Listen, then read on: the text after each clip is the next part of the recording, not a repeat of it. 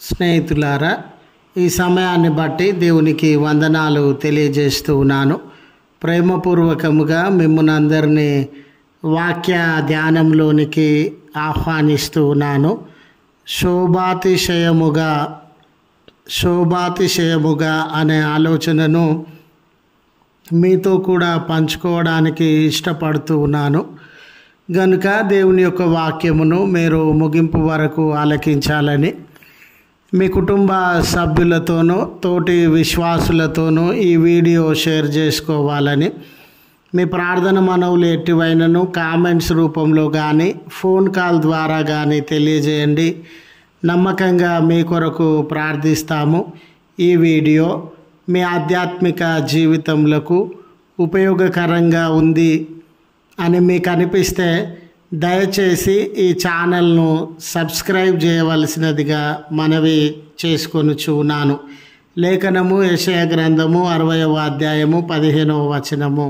నిన్ను శాశ్వత శోభాతిశయముగాను బహుతరములకు సంతోష కారణముగాను చేసేదను.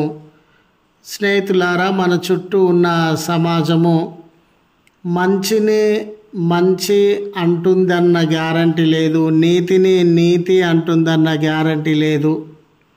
సమయాన్ని చూసి సందర్భాన్ని చూసి తిరస్కరించే వారెందరో, నిందలు మోపేటటువంటి వారెందరో, మనలను చూసి నవ్వుల పాలు చేస్తూ హేళన చేయగలిగినటువంటి వారు ఎందరో, మనలను బాధకి వేదనకి గురి చేసేటటువంటి వారెందరో, నీతి న్యాయము జరిగించేటటువంటి వాడవుగా నువ్వు ఉన్నా నిన్ను ద్వేషించవచ్చు, దూషించవచ్చు, నిన్నొక మనిషిలాగా చూడకుండా తిరస్కారానికి గురి చేసి, అయ్యో నేను మంచి పని చేసి దూషింపబడుచు ఉన్నానే, నిందింపబడుచు ఉన్నానే, నన్ను పట్టించుకునేవారు లేరు, నన్ను గురించి ఆలోచించేటటువంటి వారు లేరు, కనీసము నన్ను ఒక వ్యక్తిగా కూడా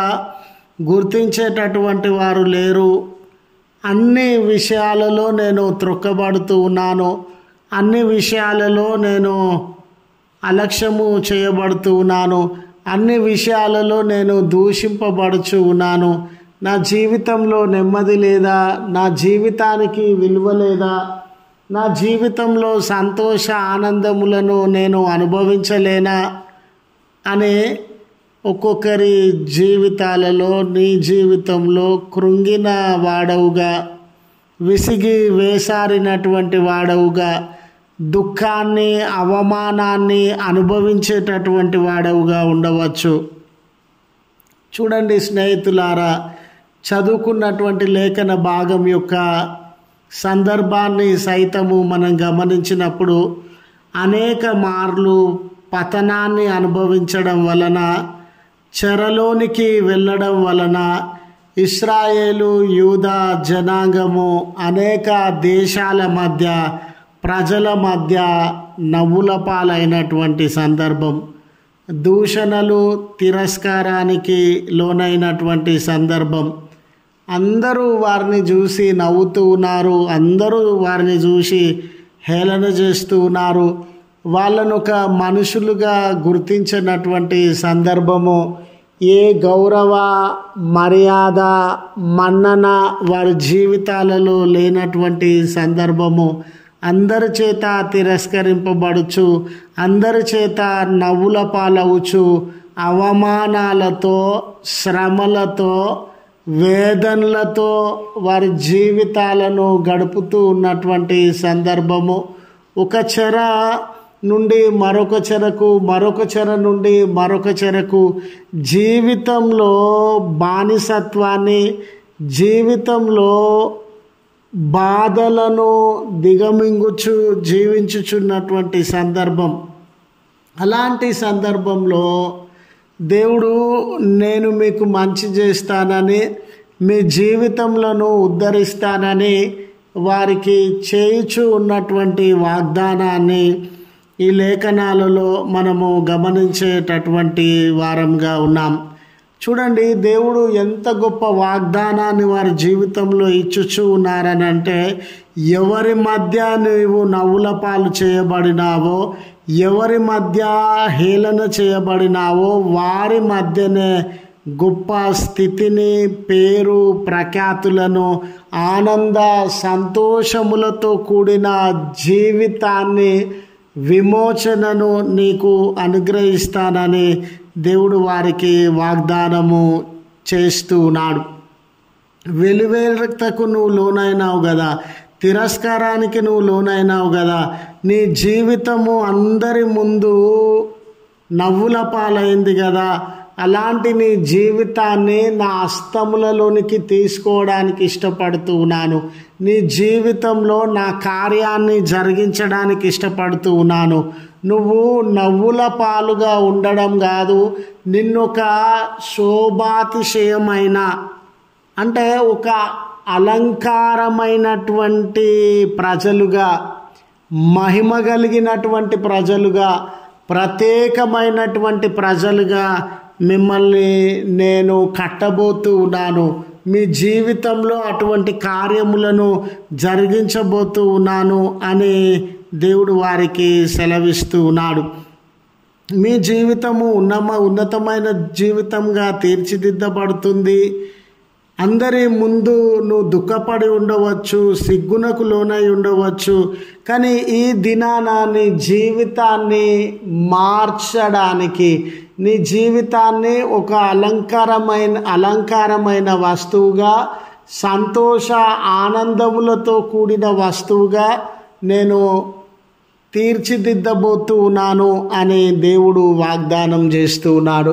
స్నేహితులారా, నీ జీవితంలో, నా జీవితంలో కూడా మనము ప్రజలందరి ముందు నవ్వుల పాలైనామేమో, దుఃఖానికి లోనైనామేమో, ఏ ఐడెంటిటీ లేక కనీసము మనుషులలాగా మనల్ని చూడకుండా దూషించిన వారున్నారేమో, తిట్టిన వారున్నారేమో, అవమానములు, నిందలు మన మీద మోపినటువంటి వారున్నారేమో.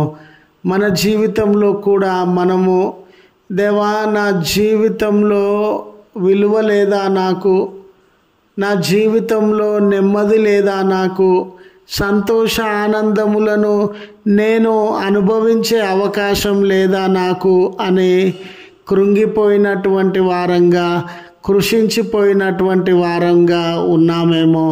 స్నేహితులారా, దేవుడు నీ దీన స్థితిని గమనిస్తూ ఉన్నాడు. దేవుడు నీ అవమానములను, కన్నీళ్లను, నిందలను గమనిస్తూ ఉన్నాడు. ఆయన నిన్ను దాటిపోయే దేవుడు కాదు, ఆయన నిన్ను విడిచిపెట్టే దేవుడు కాదు. ఆయన నీ కన్నీళ్లను పట్టించుకోకుండా ఉండేటటువంటి దేవుడు కాదు. ఆయన నీ జీవితాన్ని మార్పు చేస్తానని, ఆశ్చర్య కార్యములను నీ జీవితంలో జరిగిస్తానని, ఎవరి ముందు నువ్వు నవ్వుల పాలైనావో, ఎవరి మధ్య నిందల పాలైనావో వారి మధ్యనే నీ జీవితాన్ని తీర్చిదిద్దుతానని, అందరికంటే ఉన్నతమైన స్థితిలో ఉంచుతానని, సంతోష ఆనందములను శాశ్వతంగా నీకు అనుగ్రహిస్తానని ఆయన నీ కొరకు వాగ్దానం చేస్తూ ఉన్నాడు. గనుక కృంగిపోయినానని, అన్నీ దూరమైపోయినవని, నవ్వుల పాలైనవని చింతించకు స్నేహితుడా, బాధపడకు స్నేహితుడా. నిన్ను ప్రేమతో ఆహ్వానిస్తూ ఉన్న దేవుని స్వరాన్ని నువ్వు విను. నిన్ను ప్రేమతో ఆహ్వానిస్తూ ఉన్న దేవుని యొద్దకు నువ్వు రా. నీ స్థితిగతులను ఆయన మార్చివేసే దేవుడుగా ఉన్నాడని గుర్తు చేస్తూ ఈ మాటలను ముగిస్తూ ఉన్నాను. ప్రార్థించుదము. కృపగల తండ్రి, ప్రేమగల మా రక్షక, మీ పరిశుద్ధ ఉన్నతమైన నామమునకు వందనాలయ్యా. మమ్మను విమోచించువాడవు, ధైర్యపరచువాడవు. మేము నివసించే సమాజంలో ఎన్నో అవమానములను, శోకములను, భారములను మేము భరించుచూ ఉన్నామయ్యా. ప్రజలందరి ముందు దోషులుగా నిలువబడినాం. ప్రజలందరూ ముందు నవ్వుల పాలవుతూ ఉన్నాం. ప్రజలందరూ ఎన్నో నేరములు, నిందలు మా మీద మోపేటటువంటి వారంగా ఉన్నాం. జీవితంలో విసిగి వేసారినామయ్యా, జీవితంలో కష్ట నష్టములను భరిస్తూ ఉన్నామయ్యా. మా మొరలను మీరు ఆలకించండి. మా జీవితములను తీర్చిదిద్దవలసినదిగా మీకు మనవి చేసుకొనుచు ఉన్నాం. దయగల తండ్రి, ఈ ప్రార్థనలో కష్టంలో ఉన్న బిడ్డలు, నష్టంలో ఉన్న బిడ్డలు, ఆపదలో ఉన్న బిడ్డలు, అనారోగ్యంలో ఉన్న బిడ్డలు, ఇబ్బందులు బంధకములు అనుభవించుచున్న బిడ్డలు, శాంతి సమాధానములు ఆనందములు కరువైనటువంటి బిడ్డలు ఏకీభవించుచునుండగా వారిని, వారి కుటుంబములను దృష్టించి వారి జీవితాలలో మీ కార్యములను జరిగించవలసినదిగా మనవి చేసుకొనుచు ఉన్నాం. ఈ దినపు దీవెనలతో నీ ప్రియబిడ్డలను మీరు దర్శించండి. ఈ దినాన బర్త్డే అని, వెడ్డింగ్ యానివర్సరీ అని జరిగించుకొనుచున్న బిడ్డల జీవితంలో గొప్ప మేళ్లను, ఆశీర్వాదములను అనుగ్రహించండి. సుదూర ప్రయాణముల కొరకు సిద్ధపడుతూ ఉన్న బిడ్డల ప్రయాణమంతటిలో మీ భద్రత కాపుదలను అనుగ్రహించుమని క్రీస్తు పేరట వేడుకొనుచున్నాము తండ్రి. ఆమెన్. తండ్రి, కుమార, పరిశుద్ధాత్మ త్రియేక దేవుని దీవెన మనకు తోడై ఉండి మనలను కాపాడునుగాక. ఆమెన్.